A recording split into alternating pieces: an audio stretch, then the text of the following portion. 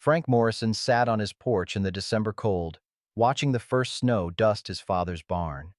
42 years married, ranch paid off. Life was simple, earned, quiet. Then his phone buzzed. At girls' night, don't wait up, S. He started to text back, thumb hovering over the keys. Something felt wrong. The kind of wrong an old man learns to trust after 67 years of reading people. He set down his coffee, tasted bitter suddenly, and looked at that message again. Don't wait up. She'd never said that before, not in 4 decades. He grabbed his truck keys. 20 minutes later, Frank sat in his F-150 outside the Meadowbrook Motor Lodge, heater rattling, watching snow accumulate on his windshield. Sarah's Honda was parked beside a newer Ford truck. Room 7's curtains were drawn. The lights were on. He sat there for 20 minutes, never knocked on that door, but that was only the beginning. Frank drove home on the back roads. Couldn't face Main Street, couldn't risk someone seeing his face. The truck's heater rattled like it always did, but the cold wasn't coming from outside. 67 years old, and his wife was in another man's bed. He pulled into his driveway at 11. The house was dark. Same house they'd moved into in 1985 when Danny was 3, and the mortgage felt impossible. Paid it off in 98, 13 years early. He'd been proud of that. Frank made coffee, didn't know what else to do with his hands. The blue enamel pot was his father's. Grounds settled at the bottom the same way they had for 50 years. He sat at the kitchen table and waited. Sarah came home at 2:13 a.m. He heard the Honda's engine, the careful way she closed the car door, trying to be quiet. She slipped into bed without turning on the light, without saying a word. Frank lay there in the dark, listening to her breathe. She smelled different. Not her usual perfume. Something sharper, cheaper. Or maybe that was just him, imagining things he didn't want to know. He didn't sleep. Morning came the way it always did. 5 a.m., Frank made coffee, fed the cattle, checked the fence line out by the north pasture. Routine, solid, real. When he came back to the house at 7:30, Sarah was in the kitchen making pancakes. "Morning, honey," she said, bright as Sunday. Kissed his cheek. "Sleep well?" Frank poured coffee. His hand was steady. "Fine. You?" "Oh, you know how girls' nights go. We talked too late." She laughed, flipping a pancake. "I'm exhausted." He watched her. 42 years, he'd watched her. The way she tucked her hair behind her ear when she lied used to be charming. Little tells when she'd surprise him with birthday gifts or plan secret anniversary trips. Now it just made his coffee taste like copper. "How's Diane?" he asked. Diane was supposedly hosting the girls' night. "Good."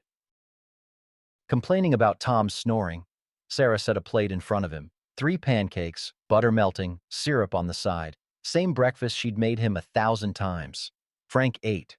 The pancakes tasted like cardboard, but he ate them anyway. 3 days passed like that. Sarah cheerful, Frank watching. He checked his phone records. Her girls' nights went back 8 months. Every Tuesday and Thursday, sometimes Saturdays. He'd never questioned it. Why would he? The hardware store cashier, the lady at the bank, the guys at the diner. How many of them knew? How many had seen Sarah's car at that motel and said nothing? The shame sat in his chest like a rock. Tuesday morning, Walt Hendricks knocked on the door. 6 a.m., early even for ranchers. Walt was 72, lived on the adjacent property, been Frank's neighbor since 1985. Korean War vet, lost his wife Betty to cancer 5 years back. "Brought coffee," Walt said, holding up a dented army thermos. "We need to talk." Frank let him in. They sat at the kitchen table, same table where Sarah had served pancakes and lies 3 days ago. Walt set his phone on the table between them. "Frank, I've been watching. Didn't want to say anything unless I was sure." Walt's voice was rough, careful. "I'm sure." He swiped through photos, timestamps, dates. Sarah's Honda at the Meadowbrook. Different Tuesday nights. Thursday nights. The newer Ford truck always parked beside hers. September 14th. September 21st. October 5th. On and on. 8 months, Walt said quietly. "I started noticing in September. Wasn't trying to spy. Just saw her car when I drove past. Once, twice, then every week. Figured you should know. Frank stared at the screen. Each photo was a separate knife. The truck's registered to Rick Mason, Walt continued. Works for Burke Construction. 32 years old, single. He paused. I'm sorry, Frank. Frank's hands were flat on the table. Steady. Why'd you wait to tell me? Had to be sure it wasn't innocent. Had to document the pattern. Walt met his eyes. And I had to be sure you'd want to know. I want to know. There's more. Walt scrolled to a different photo. Last Tuesday, 2 p.m., her car at the county recorder's office. He zoomed in. That truck beside hers, that's Danny's. Frank looked closer. His son's black Silverado. Unmistakable. Don't know what that means, Walt said, but seemed odd. Your wife and your son at the county office, middle of a Tuesday? Frank's coffee had gone cold. He pushed it away. What else you got? Walt's face was grim. Enough to make me think this ain't just about an affair, Frank. I think there's something bigger going on. Start from the beginning, Frank said. Walt pulled up the first photo. September 14th, Sarah's Honda at the Meadowbrook, 9:47 p.m. This was the first time I caught it.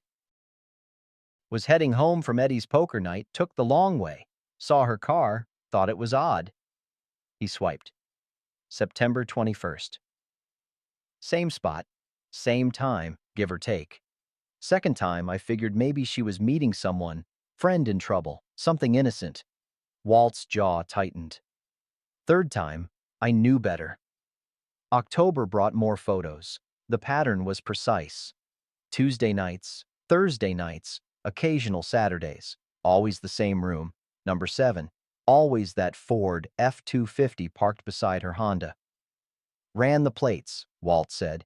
Rick Mason, age 32, works for Burke Construction, does residential framing, mostly, lives over on Pinewood in that new complex. He paused. Divorced last year. No kids. Frank absorbed this. Rick Mason, a name now, a person, younger than Danny. Seen them around town too, Walt continued. Diner on Wednesdays. They sit in the back booth, think nobody notices.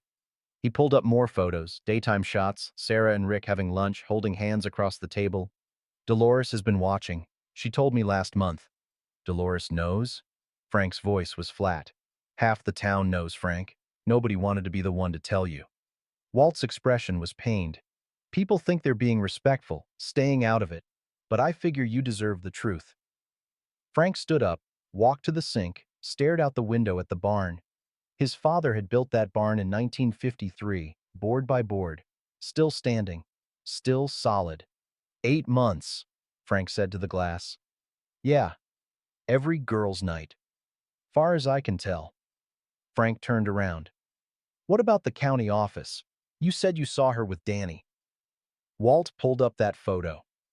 Tuesday, October 17th, 2 in the afternoon. Sarah's Honda and Danny's Silverado parked side by side outside the county recorder's office. Could be nothing, Walt said. Could be Danny needed something notarized, asked his mom to witness. But the timing bothered me. Same week you mentioned Danny asking about the property deed. Frank went still. When did I mention that? 2 weeks back. At the diner. You said Danny was asking questions about when your dad homesteaded, what year the deed was recorded. Walt's eyes were sharp. You don't remember? Frank did remember. Danny had come by on a Sunday, asking about the ranch history. Said he was curious about the family legacy, wanted to know the details. Frank had thought it was nice, his son taking an interest. Your dad deeded you the property in what, 71? Walt asked. 72, year before he died. And it's been in your name since? Free and clear. Paid off. Recorded. Mine. Frank's stomach was starting to twist. Why? Walt leaned back. I don't know. Maybe I'm paranoid. But 8 months of your wife sneaking around, then she shows up at the county office with your son? He shook his head. My gut says something's wrong. Frank sat back down. His coffee was cold, but he drank it anyway. Needed something to do with his hands. What do I do? Don't confront yet, Walt said. That's what they want. You going off half-cocked, looking unstable. You need to gather information, quietly. He tapped the table. Check your documents. Deeds, wills, bank accounts. Make sure everything's where it should be. You think Danny would... Frank couldn't finish the sentence. I think desperate people do desperate things, Walt said carefully. And I think your son drives a $60,000 truck while running a cattle operation that barely breaks even. New truck? Jennifer's been redoing their whole house. They took that cruise last spring. He met Frank's eyes. Where's that money coming from? Frank hadn't thought about it. Danny was his son. You don't question your son's finances. Sunday dinner, Frank said slowly. Danny invited us for Sunday dinner. Sarah said she'd skip, but I'm supposed to go. Walt nodded. Good. You go. Be normal, but keep your eyes open. He stood up, poured the rest of his thermos coffee into Frank's cup. And Frank, check Danny's truck if you get a chance. Glove box, under the seats. People keep paperwork in their vehicles. After Walt left, Frank sat alone in the quiet kitchen. Outside, the December sun was climbing, weak and pale. The barn cat, Rusty Orange Tom, appeared on the porch railing, watching him through the window. Frank pulled out his phone, scrolled to Danny's number. His thumb hovered over the call button. Instead, he texted, "Still on for Sunday dinner." The reply came fast. 4 p.m. Mom coming? Just me, Frank typed back. 3 dots appeared, then disappeared. Then, see you then, Dad. Frank set the phone down and stared at it like it might bite. Sunday came cold and gray. Frank drove to Danny's place at 3:45, 15 minutes early. The house was a newer build on 5 acres Frank had given them as a wedding gift back in 2003. Big windows, vaulted ceilings, the kind of place that cost money to heat. Jennifer's SUV sat in the driveway beside Danny's Silverado, $60,000 of truck that still had dealer plates when Danny bought it last spring. Frank parked his old F-150 beside it. The contrast was hard to miss. Jennifer answered the door with a smile that didn't reach her eyes. Frank, come in, come in. It's freezing out there. The house smelled like roasting turkey and fresh paint. Frank noticed the new furniture in the living room. Leather sectional. Probably cost more than his first truck. The walls were a different color than last time he visited. Soft gray instead of beige. Remodeling looks good, Frank said. Oh, thank you. Jennifer's smile got brighter. We're really trying to update the place. Make it more modern, you know? Danny came out of the kitchen, wiping his hands on a towel. Hey, Dad, right on time. He hugged Frank, brief, one-armed, the kind of hug that didn't mean anything. Where's Emma? Frank asked. In her room, studying. Danny gestured toward the hallway. You know, college kids, always on their laptops. They settled in the living room. Danny talked about the cattle operation. Prices were down, feed costs were up, the usual complaints. Jennifer brought out cheese and crackers, kept refilling Frank's water glass even though it was half full. Nervous energy. She was always moving, always fussing. So how's Sarah? Danny asked, too casual. Fine, Frank said. Working a lot, you know how it is. Yeah. Danny glanced at Jennifer. Something passed between them. She mentioned anything about, I don't know, being stressed? Frank kept his face neutral. Why? No reason. Just seemed tired last time I saw her. Danny leaned back, one arm draped over the sectional. You guys doing okay? We're fine, Frank said. Then, because he needed to test something. Why were you two at the county office a few weeks back? Danny's face didn't change, but his hand tightened on the leather. County office? Walt saw Sarah's car.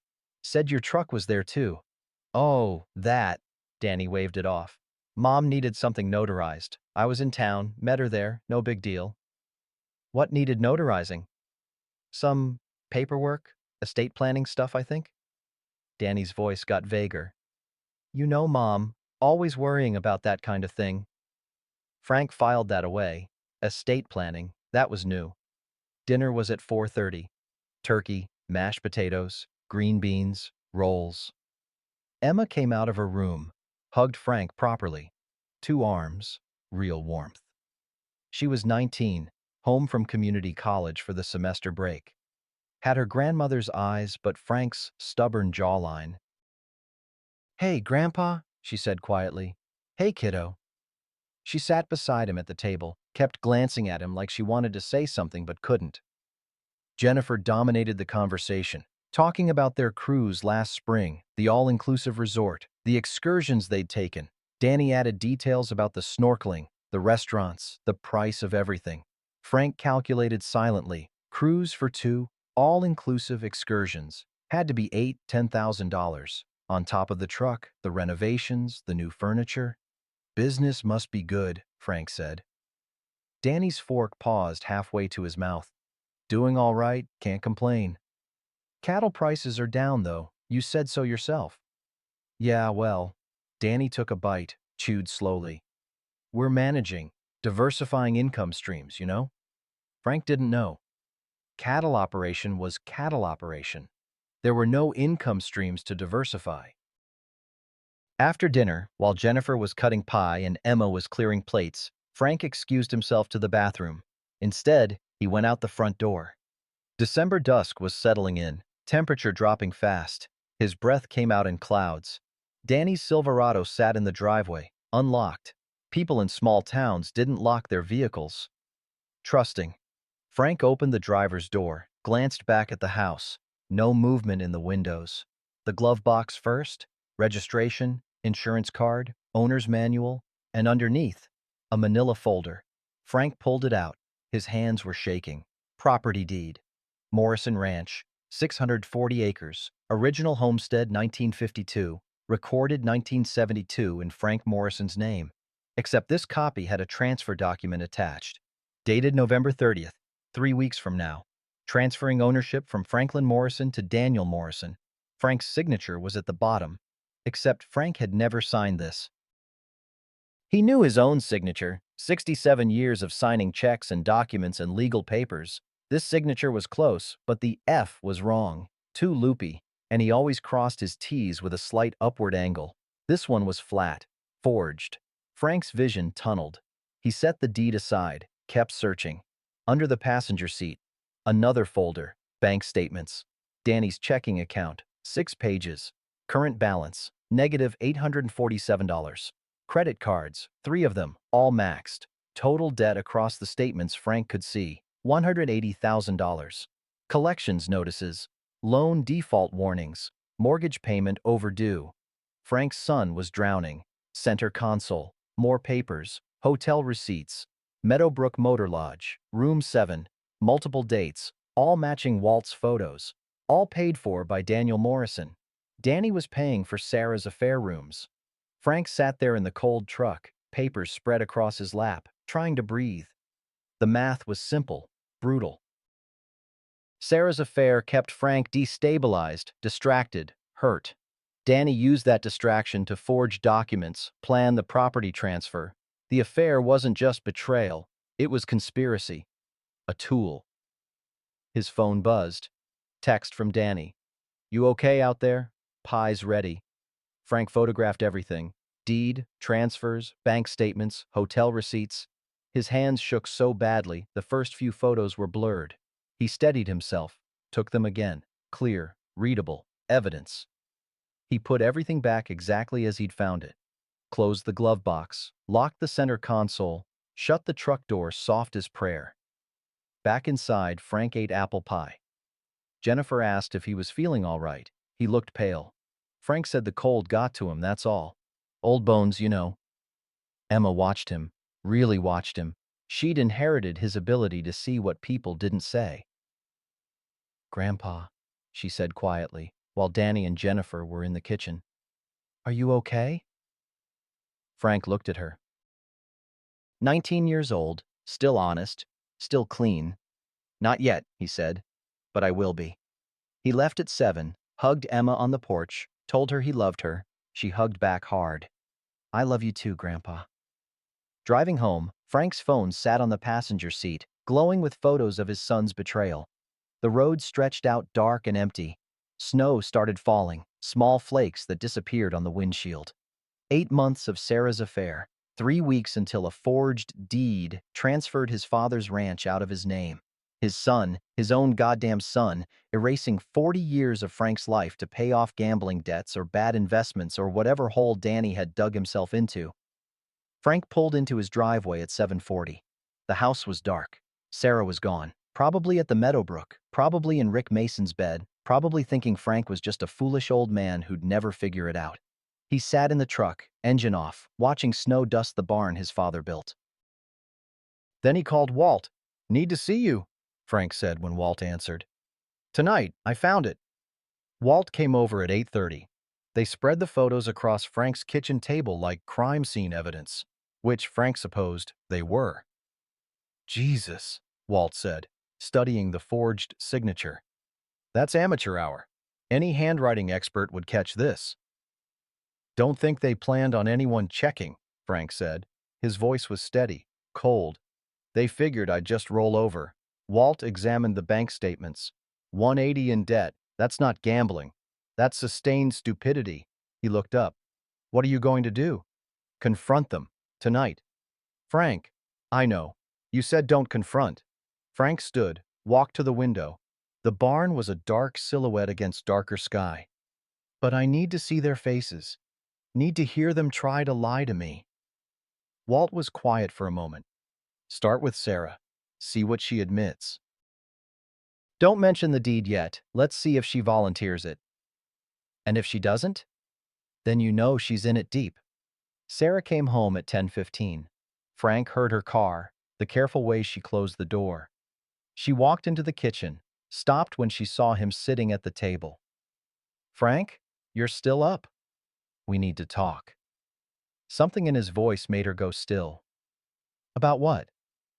"The Meadowbrook Motor Lodge. Rick Mason. 8 months."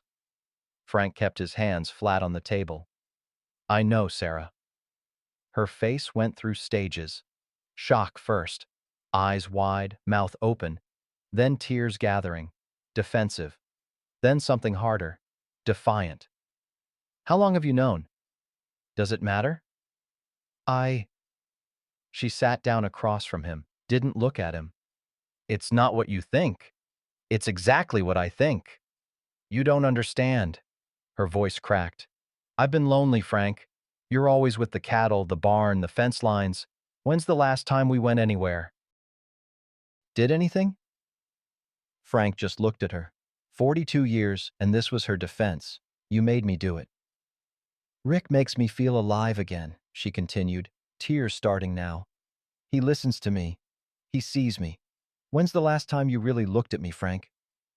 "I'm looking at you now," Frank said quietly. "I'm seeing you real clear."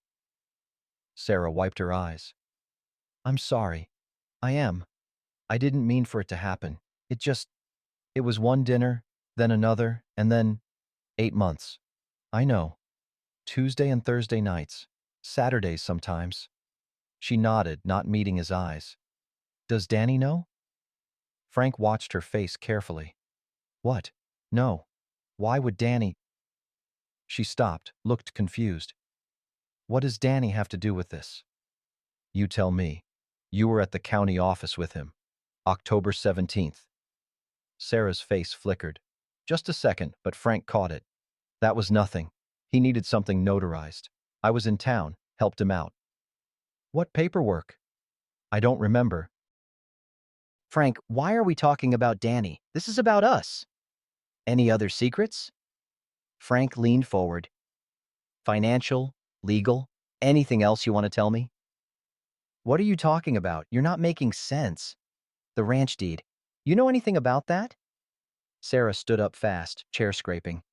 "Are you accusing me of something? Because I admitted to the affair. I'm trying to be honest here, but now you're throwing random accusations." "Not random. You're not thinking clearly." Her voice changed, got softer, worried. "Frank, have you been sleeping? You seem confused." There it was, the gaslight starting to flicker. "I'm thinking fine," Frank said. "Are you sure? Because you're jumping from the affair to Danny to the deed like you can't follow a single thought." She came around the table, tried to put her hand on his shoulder. He moved away. "Maybe you should see Dr. Reynolds. Just a checkup." "I don't need a checkup. You're almost 70, Frank." It's normal to have some memory issues, some confusion. Get out. Sarah stepped back. What? Go to your sister's. Go to Rick's. I don't care. But get out of my house. Frank. Now. She left. Took 30 minutes to pack a bag, crying the whole time.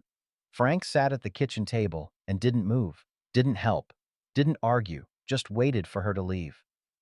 When her car disappeared down the driveway, the house got very quiet. Monday morning, Frank drove to the ranch. Danny was in the barn, doing something with the feed mixer. He looked up when Frank walked in, smiled. Hey, Dad, didn't expect you today.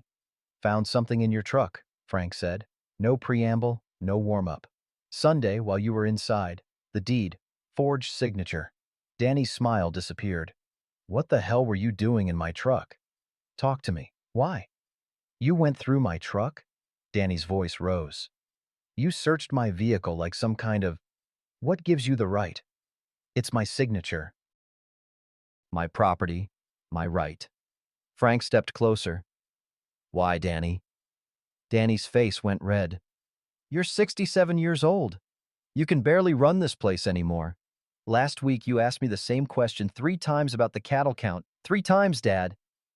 That didn't happen. Yes, it did. You don't even remember. Danny threw his hands up. This is what I'm talking about. You're forgetting things, getting confused. Mom's worried sick. Frank's chest tightened. Had he asked Danny about the cattle count multiple times? He didn't think so. He remembered asking once, Tuesday morning, just once. I checked your bank statements too, Frank said, trying to stay focused. You're drowning, 180 in debt. How dare you? You're paying for Sarah's hotel rooms, the affair. You're bankrolling my wife's betrayal. Danny went still. I don't know what you're talking about. Meadowbrook receipts, your credit card. Room 7. Dad. Danny's voice changed, got careful, concerned. Listen to yourself. You're paranoid. You're making connections that aren't there. This is exactly what I've been worried about. The deed has a forged signature. Your word against mine. And honestly, Danny moved closer, his voice dropping. Who's going to believe you? The old man who can't remember conversations, who's making wild accusations about his own son. He put his hand on Frank's shoulder. Frank shook it off. We're trying to protect you, protect the ranch. You're not capable of running it anymore. I'm capable. Are you? Danny's eyes were hard now. Can you prove it? Because from where I'm standing, you're sick, Dad. And everyone can see it. You forged my signature. That's fraud. Prove it. Danny crossed his arms. Get a handwriting expert. Take me to court. Do whatever you want. But when you do, everyone's going to see exactly what I see. A confused old man who's lost his grip. Frank felt something crack inside him, not break. Crack, like ice under weight. I'm your father. And I'm trying to save you from yourself. Danny's voice was almost gentle now, almost kind. Go home, Dad. Rest. We'll figure this out. As a family. Frank walked out of the barn. His legs felt unsteady. Behind him, he heard Danny on the phone. Yeah, it's worse than we thought. He accused me of... No, I know. We need to move fast. The drive home was a blur. Frank's hands shook on the wheel. Had he asked Danny about the cattle count 3 times? He couldn't remember asking more than once. But Danny seemed so certain. His phone buzzed. Text from Emma. Grandpa, you okay? Mom said you're having a hard time. Here if you need to talk.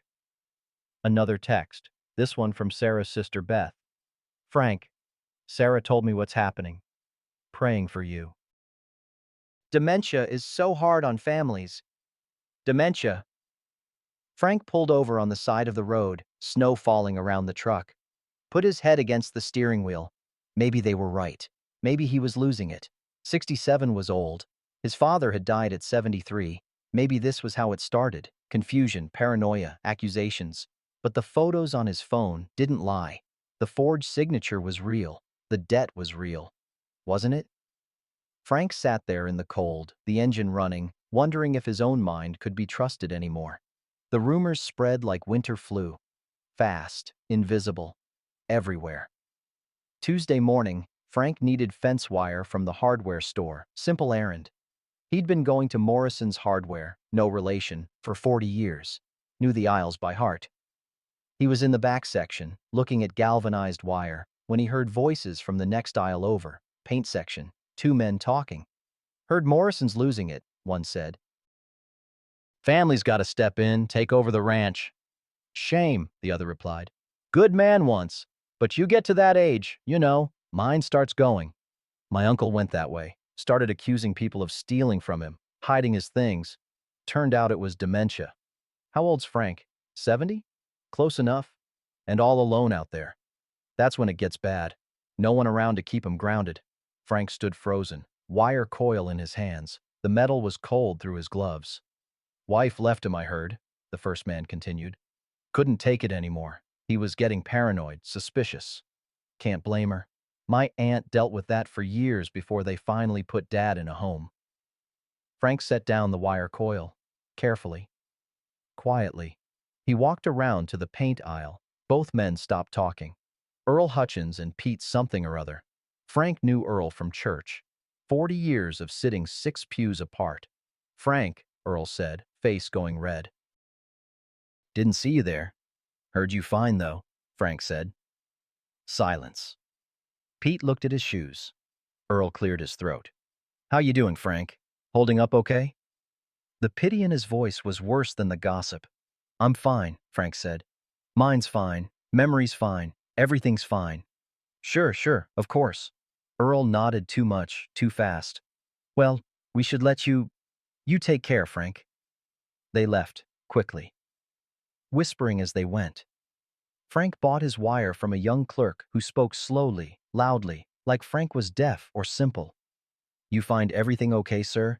Need help carrying this to your truck? I can carry my own wire, Frank said. Outside, he sat in the F-150 for 15 minutes before his hands stopped shaking enough to drive. Wednesday morning, Frank went to the diner. 6 a.m., same as always. Same booth by the window where he'd eaten breakfast 3 times a week for 20 years. Dolores brought coffee without asking. Black, no sugar. Rough week, Frank? You could say that. She poured, her face kind. Don't listen to gossip. Known you 30 years. Your mind's sharp as it ever was. People are saying different. People say a lot of things. She squeezed his shoulder. Doesn't make 'em true. Frank nodded, grateful. One person who still saw him clearly. Then the door opened, bell jingling. Sarah walked in, with Rick. They didn't notice Frank in the corner booth. Sat at a table by the opposite wall, Rick pulling out Sarah's chair. She laughed at something he said, bright, young-sounding. A laugh Frank hadn't heard in years. Dolores shot Frank a look. Want me to? Frank shook his head. He watched his wife of 42 years hold hands across the table with a man 15 years younger. Watched Rick lean in, whisper something. Watched Sarah blush. The coffee tasted like ash. Frank left a $20 bill for a $6 breakfast. Walked past their table on the way out. Sarah was looking at Rick, didn't see him, or pretended not to. On the sidewalk, the December cold cut through his jacket, but it was nothing compared to the cold inside. Sunday, Frank went to church. 40 years in the same pew, middle section, aisle seat. His father had sat there before him, back when the pews were new and the hymnal covers weren't cracked. Danny and his family sat across the aisle. Emma glanced over, gave a small wave. Danny and Jennifer stared straight ahead. The sermon was about forgiveness, turning the other cheek, bearing false witness. Pastor Glenn read from Matthew, his voice echoing in the old sanctuary. Blessed are the merciful, for they shall receive mercy. Every word felt like an accusation. Frank sat there, hands folded, back straight, feeling the weight of eyes he couldn't see. Were people watching him, whispering, wondering when he'd finally crack? During coffee hour after service, conversation stopped when he approached. Folks were polite, painfully polite, the kind of polite you use with wounded animals and confused old people. How are you, Frank? Hanging in there. We're praying for you. Pastor Glenn's wife, Martha, touched his arm gently. Her eyes were soft with pity. No one asked his side of the story. No one questioned Danny's version. They just assumed. Old Frank Morrison, losing his grip, accusing his family of terrible things. He left before the coffee got cold. Emma texted throughout the week. Grandpa checking in. Love you. Want to come over for dinner? Mom said you're struggling. I'm here if you need to talk. Brief, careful messages that showed she was being fed the narrative but still reaching out. Frank responded with short replies. I'm fine. Thanks, honey. He didn't burden her with the truth. Not yet. She was 19, caught in the middle, loving her parents and grandfather equally. That kind of torn loyalty could break a person. Alone in his house, Frank tested himself. Cattle count 127 head, 3 calves born this month, all healthy, Herefords mostly, with a dozen Angus mixed in. Financial figures: mortgage paid off 1998, property tax $4,200 annually, due March 15th. Electric bill averages $180 winter months, $90 summer. Family dates: married June 12, 1983. Danny born March 14, 1982, 3 months before the wedding. Emma born May 22, 2006. Sarah's birthday, December 3rd. Their anniversary in 2 weeks. Historical: father homesteaded 1952, spring planting season. Barn built summer 1953. Frank helped at age 11. Mother died 1969, cancer. Father died 1973, heart attack in the North Pasture. Frank found him, every detail sharp, clear, accurate. But doubt still crept in like cold through window cracks. What if he was wrong about being right? What if the memories felt clear but weren't? How would he know? The isolation closed in like winter dark. Phone didn't ring unless it was Emma or telemarketers. Mailbox held bills and grocery store circulars. No Christmas cards yet, though December was half gone. Dinner for one every night. Scrambled eggs, canned soup, bologna sandwich. Food was fuel, nothing more. Television news played to an empty room. The world kept turning. Wars, politics, weather. Frank sat in his recliner and watched it pass by like he was already dead. Only Rusty the barn cat still sought his company. Orange Tom appeared every evening at dusk, meowed at the porch door until Frank let him in. Rusty would sit on Frank's lap while he ate dinner, purring, demanding nothing but warmth and presence. You don't think I'm crazy, Frank told the cat. Rusty just purred. December nights were long. Sunset at 4:30, darkness pressing in. The house was too quiet. Every creak was a reminder he was alone. Every shadow a ghost of his marriage, his family, his life before. Thursday night, 10 o'clock, Frank sat in the living room with all the lights off.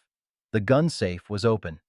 His father's Winchester lay across his lap, not planning anything, just holding it, needing to touch something real, something solid, something that connected him to a time when he had worth. When Pop was alive, Frank had purpose: ranch hand, then ranch manager, then ranch owner, husband, father, provider, man of substance. Now he was just the old man people pitied and avoided, the confused elder who accused his family of conspiracies, the fool whose wife preferred a younger man's bed. Frank's hand rested on the smooth wood stock. Winchester Model 70, bought by his father in 1955.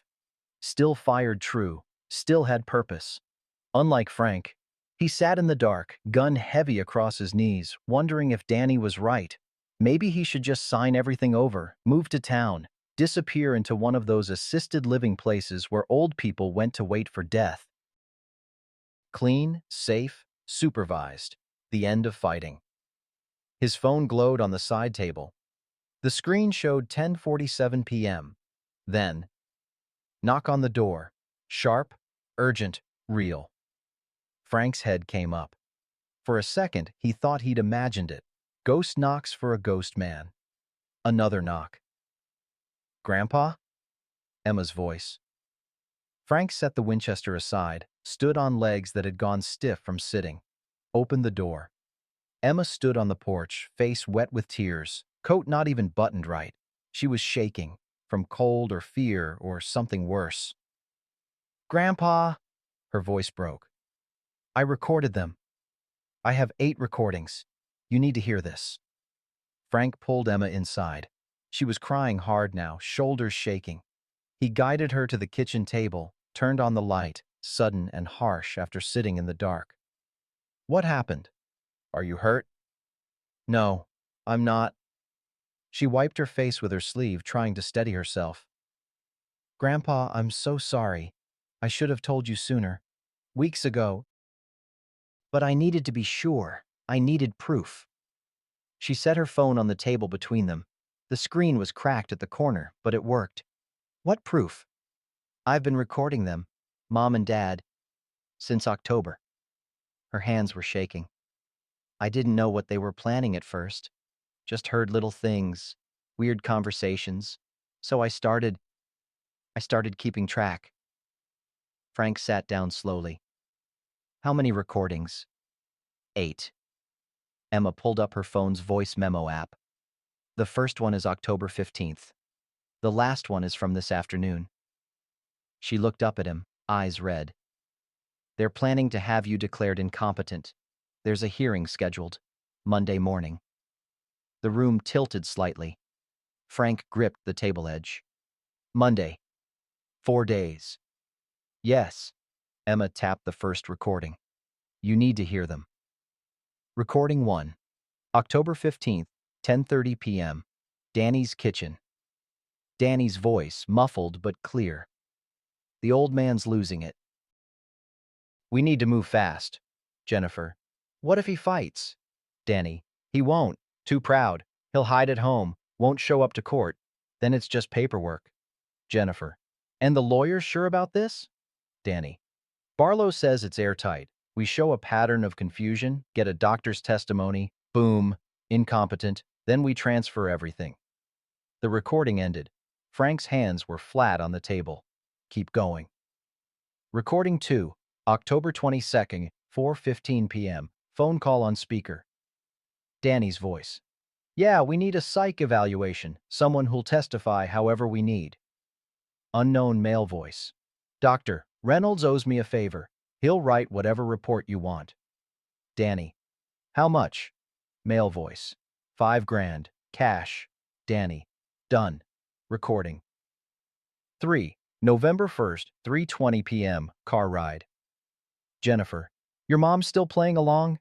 Danny. Sarah's desperate. Rick keeps her distracted and she doesn't ask questions. Jennifer. What if Frank finds out about Rick? Danny. Let him.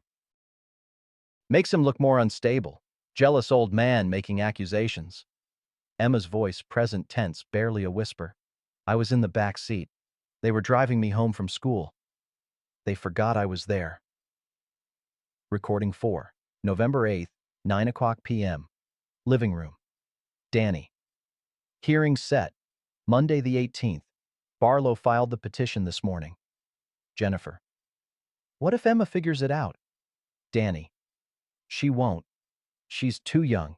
And even if she does, who's she gonna tell? Recording 5. November 12th, 7:45 p.m. Phone call. Sarah's voice. Frank confronted me about Rick. He knows. Danny. Stick to the script. He's confused, paranoid. Everyone already believes it. Sarah. What if he has proof? Danny. What proof? Walt's photos? Makes Frank look like a stalker. This is working, Mom. Stay the course. Recording 6. November 15th, 2:00 p.m. Danny's office. Danny. How fast can we transfer after the hearing? Barlow's voice. Frank recognized the lawyer's smooth tone. Same day if Judge Whitmore signs, I'll have buyers lined up. Rural Development Company out of Billings. They're offering $800,000. Danny. For the whole property? Barlow. 640 acres at $12.50 per bay. Good price in this market. Danny. How much do you get? Barlow. 10%. Standard fee. Recording 7. November 16th, 6:30 p.m. Dinner table. Jennifer.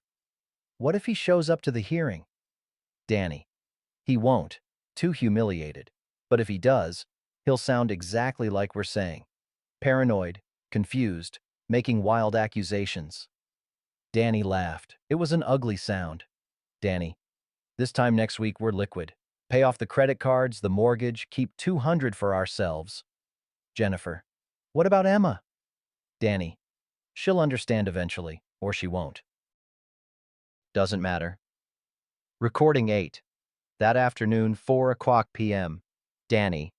Barlow confirmed. Monday, 10 a.m. Courthouse. Judge Whitmore presiding. Jennifer. You nervous? Danny. Why would I be? We've got a doctor's report, Frank's public behavior, Sarah's testimony about his paranoia. It's done. Jennifer. What about Walt? He's been sniffing around. Danny. Walt's nobody. Old army buddy with no credibility. Let him make noise. The recording ended. Emma was crying again. That's from today, right before I left. Frank sat very still. Each recording had been a separate knife, and now he was bleeding from 8 wounds. But the pain meant he was alive, meant he wasn't crazy. How long have you been doing this? Since mid-October. Emma wiped her face. I came home from school one day, heard Dad on the phone talking about handling Grandpa. Sounded wrong, so I started listening closer, then I started recording. Why didn't you tell me? I wanted to. Her voice cracked. But I needed everything, proof they couldn't deny. And I didn't know how deep it went. The affair, the deed, the hearing, it kept getting worse. She looked up at him. I'm so sorry, Grandpa. I should have told you the second I knew. You're telling me now. Frank reached across the table, took her hand. That's what matters. They're my parents. Fresh tears. I love them. I grew up with them. They raised me. They're my family. But this is evil, Grandpa. This is wrong. I know. How do I choose? How do I pick between my parents and what's right? Frank squeezed her hand. You already chose. You're here. Emma broke down. Full sobs, shoulders shaking. Frank got up, came around the table, held her while she cried. His granddaughter, 19 years old, forced to choose between her parents' greed and her grandfather's life. You're the only one who remembered what this place means, Frank said quietly. After a while, Emma's crying slowed. She pulled back, wiped her face on her sleeve again. I called Walt, she said. Tonight, before I came here, told him everything. He said he knows a lawyer. What lawyer? Marcus Webb, Vietnam vet or Korea or something. Walt says he beat this exact case 30 years ago. His own brother tried to do the same thing. Emma's voice steadied. Walt's setting up a meeting, tomorrow morning, 9 a.m., his house, Marcus, Walt, and someone named Helen from the county office. Helen Pritchard? Yeah, how'd you know? County clerk. Known her for years. Frank's mind was starting to work again, gears catching after weeks of grinding helplessly. What did Walt say? He said we can stop this. We have time. But we need to move fast. 4 days. Monday morning. 10 a.m. Can I stay here tonight? Emma asked. I can't go home. Not yet. Maybe not ever. Course you can. Your room's still yours. They went upstairs together.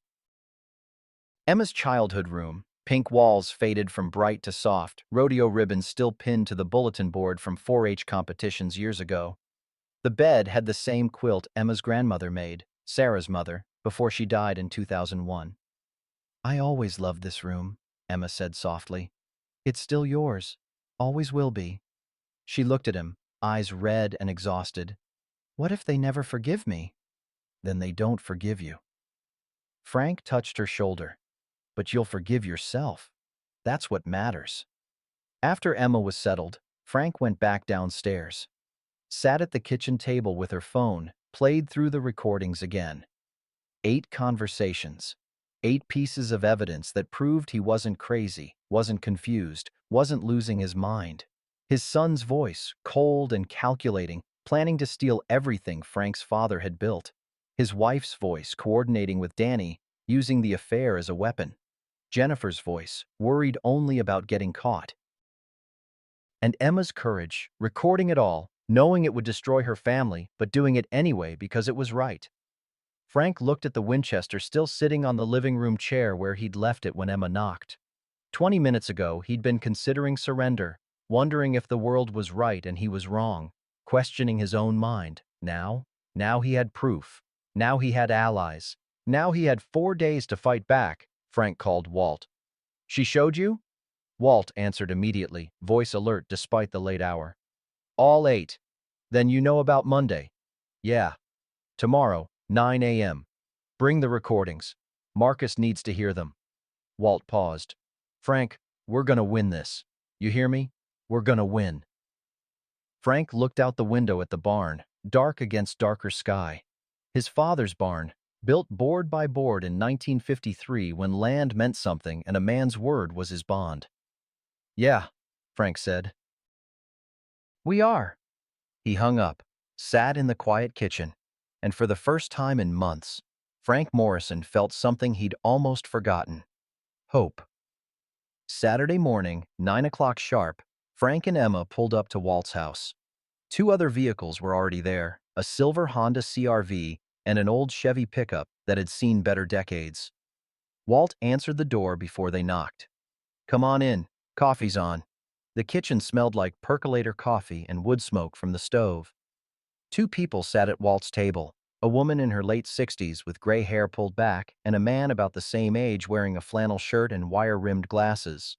"Frank, Emma," Walt said. "This is Helen Pritchard from the county clerk's office and Marcus Webb. Marcus, this is Frank Morrison and his granddaughter, Emma." Marcus stood, held out his hand. Firm grip, direct eye contact, the kind of handshake that meant something. "Frank, good to meet you." "Wish it was under better circumstances." "Appreciate you coming," Frank said. "Veterans take care of our own. Walt tells me you're in a fight. 4-day fight. Hearings Monday. Then we better get to work." Marcus gestured to the table. "Sit. Let's see what we've got." Helen poured coffee for everyone. Her hands were steady, competent, 40 years of county work showing in the way she moved. "Frank, I've known you since you were a young man. Your father, too, back when he came in to record the original homestead. What Danny's trying to do." She shook her head. "It's fraud, plain and simple." "Can you prove it?" Frank asked. "Already did." Helen pulled out a folder, opened it to show photocopied documents. "The deed transfer Danny filed last Tuesday, notary seal right here," she pointed. "Carol Henderson's seal." "Who's Carol Henderson?" "Was the county notary for 30 years, retired 2018, died January 2019. Helen produced another document, a death certificate. "Been dead almost 5 years. Whoever notarized this deed used a stolen or forged seal." Marcus leaned forward, studying the documents. "That's criminal fraud right there. Any decent judge would throw the whole case out." "Judge Whitmore's decent," Helen said. "Known her since high school. She hates fraud worse than anything. When she sees this, she'll come down hard." "What about the competency petition?" Emma asked quietly. "They have a doctor's report, Dr. Reynolds." Marcus's expression darkened. "Bought testimony. I've dealt with Reynolds before. He'll write whatever you pay him to write. But we can counter that." He looked at Frank. "You willing to be examined by a real doctor? Independent evaluation?" "If that's what it takes." "Won't have time before Monday," Walt said. "But we might not need it. Not with what Emma recorded." Emma set her phone on the table. 8 recordings, October through yesterday. For the next 20 minutes, they listened. Marcus took notes, his handwriting tight and precise. Helen's face got harder with each recording. Walt had heard them last night, but hearing them again in daylight made them worse somehow. When the last recording ended, Danny's voice saying, "Let Walt make noise, he's nobody," Walt smiled grimly. "Nobody. That's me." "These are admissible," Marcus said. "Montana's a one-party consent state. Emma was present for most of these, and the phone calls on speaker are fair game." He looked at Emma. "You did good work here. Took courage." Emma nodded, not trusting her voice. "What about the affair?" Frank asked. Sarah and Rick, Marcus and Walt exchanged a look. "About that," Marcus said slowly. "Rick Mason isn't a contractor. Well, he is, but that's not his primary work." He paused. "He's a private investigator. Works for me." Frank went still. Emma's eyes widened. You hired someone to? Frank couldn't finish. Walt called me October 1st, Marcus explained. Told me about the affair, his suspicions about the deed. I've handled cases like this before, family members conspiring to steal property from aging relatives. Usually there's romantic manipulation involved, keeping the victim off balance. He met Frank's eyes. I sent Rick in to document everything. You sent him to seduce my wife? No. I sent him to surveil your wife. Sarah pursued him. Marcus's voice was firm, but not unkind. Rick documented every meeting, every conversation. He didn't sleep with her, Frank. Got close enough to gain trust, but kept it professional. She thinks they're having an affair, Frank said slowly. That's what we let her think. But what Rick really did was gather evidence. Marcus pulled out another folder, thicker than Helen's. Text messages showing Sarah knew about the deed plan, conversations about your alleged incompetence, coordination with Danny on timing. He slid it across to Frank. Everything documented, dated, signed. Frank stared at the folder like it might bite. Rick will testify Monday, Marcus continued. When Danny and Sarah see him walk into that courtroom, they'll realize they've been played, that the affair Sarah thought was her escape was actually a surveillance operation. That's cold, Emma whispered. It's necessary, Walt said. This is war, honey. And in war, you use the weapons you've got. Marcus opened his legal pad. Here's how Monday goes. Hearings at 10. Barlow, Danny's lawyer, will present the competency petition, expecting Frank to either no-show or appear confused and defensive. Instead, Frank shows up with counsel, me, and a full defense team. He pointed around the table. Helen testifies about the forged notary. Emma presents the recordings. Walt testifies about the surveillance pattern and Danny's suspicious behavior. Rick appears as the surprise witness, proving Sarah's complicity. We don't just defend against the competency claim, we expose the entire conspiracy. What if the judge doesn't buy it? Frank asked. She'll buy it, Helen said. I've known Linda Whitmore for 50 years. Show her evidence of fraud, she'll shut it down fast. And if she doesn't, Marcus's smile was thin, then we file criminal charges, elder abuse, fraud, conspiracy, forgery, turn from defense to prosecution. But it won't come to that. Walt refilled everyone's coffee. Frank, you need to stay calm Monday.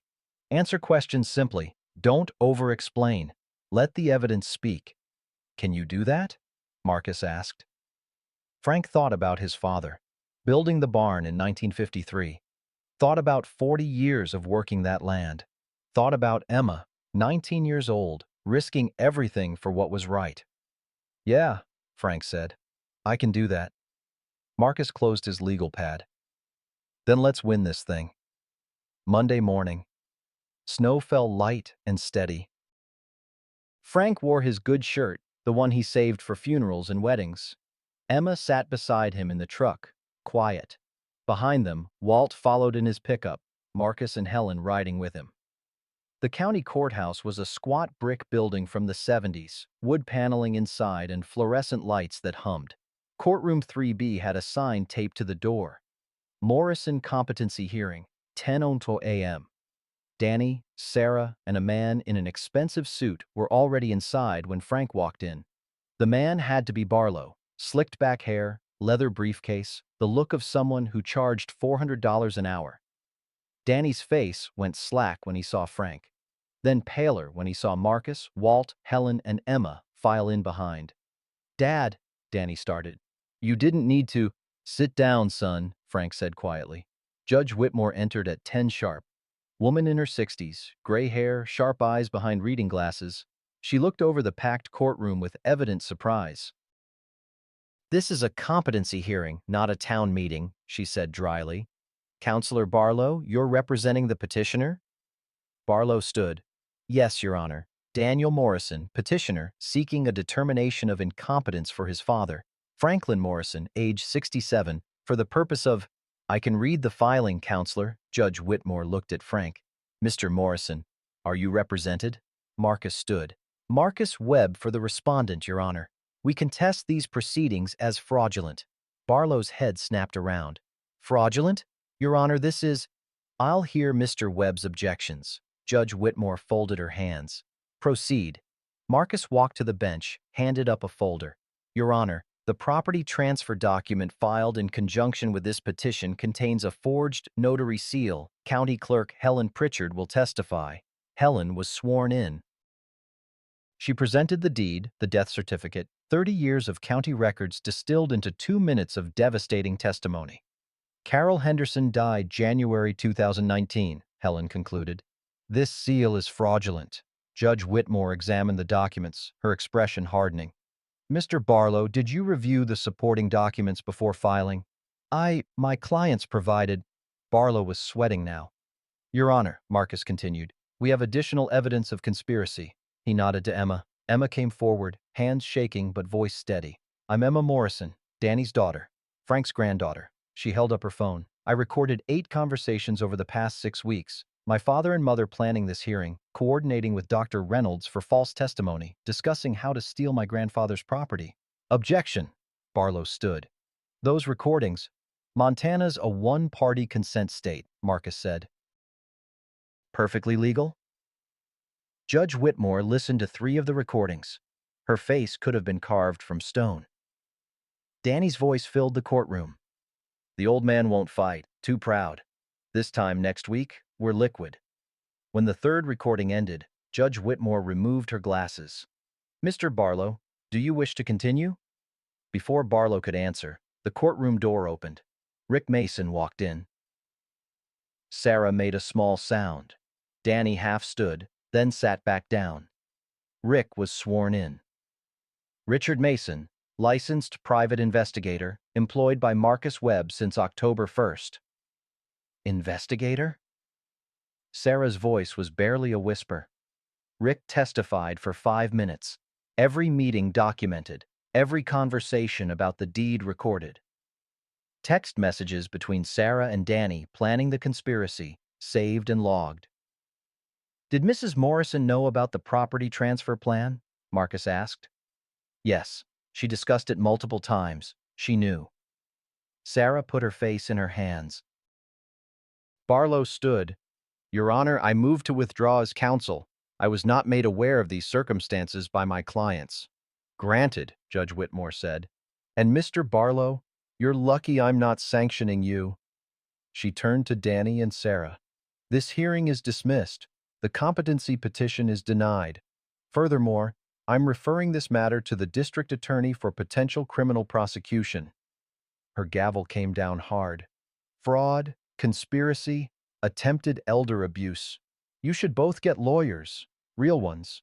Court adjourned. The courtroom emptied slowly. Danny tried to approach Frank. Dad, please, I can explain.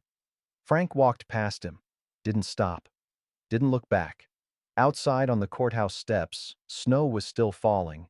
Marcus, Walt, Helen, and Emma stood together in the cold.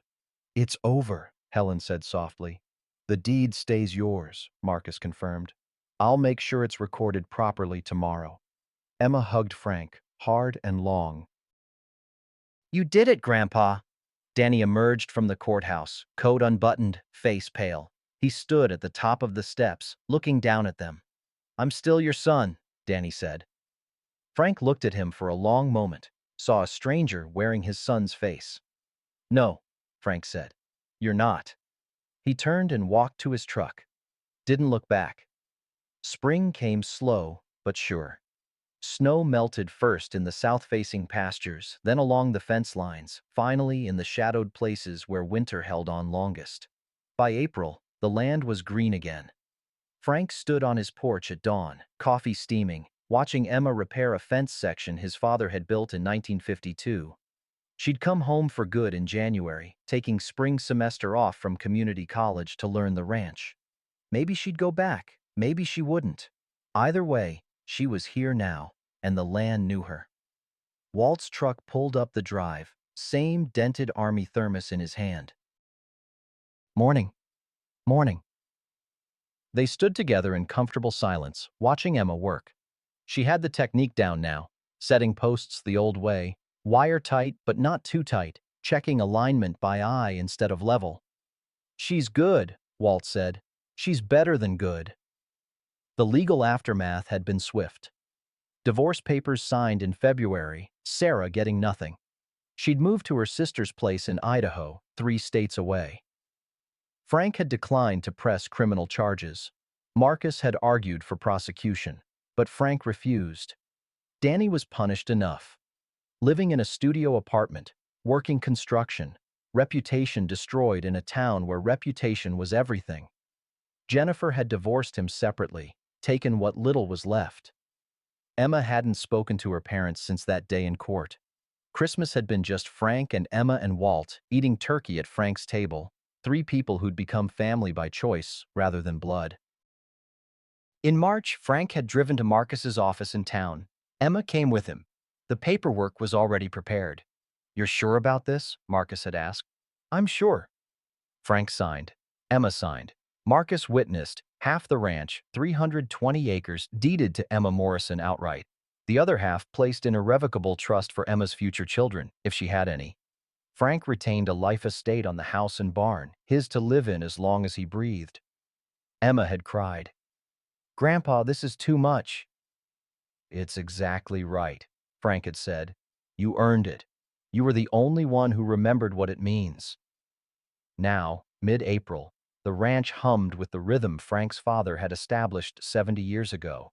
Calves being born, 3 so far, healthy. Fence repairs ongoing, equipment maintenance, garden planting in the plot. Frank's mother had started in 1953. The hardware store was normal again. Earl Hutchins had apologized in his way, gruff, indirect. "Shouldn't have listened to gossip, Frank. My mistake." "Forgotten," Frank had said, and meant it. Church was the same. His pew, his seat, people nodding respectfully. No more pity looks. No more whispered conversations that stopped when he approached. The diner, too. Dolores still poured coffee, still called him honey, still remembered he took it black. Other folks sat at nearby tables again, included him in conversations about weather and cattle prices and whose truck needed a new transmission. Sarah sent a letter in March. Frank burned it without reading. Some things didn't need revisiting. Danny called twice. Frank let it go to voicemail. Deleted the messages without listening. Some bridges, once burned, stayed burned. But Emma was here. Every morning, coffee at dawn, planning the day together. Every evening, simple dinners, easy conversation, the companionship of 2 people who understood what mattered. Walt still came by daily. Sometimes they worked together, moving cattle or fixing equipment. Sometimes they just sat on the porch, drinking coffee, watching the land they'd both spent lifetimes learning. "Your dad would be proud," Walt said one morning. "Pop built it for family," Frank replied. "Real family." The barn still stood, solid and true. The fence lines held. The land produced. Emma whistled while she worked, learning the same lessons Frank's father had taught Frank 60 years ago. Late April brought the first real heat. Frank sat on his porch one Tuesday evening, watching Emma finish the day's work. She waved from the pasture, and he waved back. Rusty appeared, Orange Tom demanding his usual spot. Frank let him settle on his lap, purring like a diesel engine. The coffee tasted right. The work was honest. The family was real. A man could ask for nothing more. Some nights, Frank thought about what his father used to say. "Silent water runs deep, son. Let folks think you're done. Then you show 'em different." Pop had been talking about fishing, but the lesson carried further than trout streams. They'd mistaken Frank's quiet for weak, his patience for confusion, his age for incompetence. Cost them everything that mattered: family, respect, the land they'd wanted so badly they'd tried to steal it. Frank didn't hate them. Hate took energy he didn't have to spare. He just stopped letting them into his life. Sometimes the strongest thing a man can do is close a door and walk away. 67 years taught him what 19 years showed Emma. Family isn't who you're born to. It's who shows up when everything's burning down. Walt showed up. Marcus showed up. Helen showed up. Emma showed up. That was family enough. The ranch would outlive him. Emma would outlive him. But the land didn't care about blood or legal papers. It cared about who tended it with respect, who understood that ownership was really stewardship, and stewardship was just another word for love. His father had known that, building the barn board by board in 1953. Frank knew it, holding the line for 40 years. Emma knew it now, learning the fence posts and cattle, and the exact sound a truck makes when the starter's about to go. The legacy continued, not through Danny, but through Emma. Not through blood obligation, but through earned loyalty. That was how it should be. Frank sipped his coffee, watched the sunrise paint the barn gold. Same barn, same land, same morning ritual Pop had taught him 70 years ago. The continuity of it settled something deep in his chest. Rusty purred on his lap. Emma's light came on in her room. She'd be down soon for coffee, ready for the day's work. The fight was over. Dignity intact. Legacy secure. Some men died before they stopped breathing. Frank Morrison wasn't one of them. He was still here, still working, still standing. That was victory enough.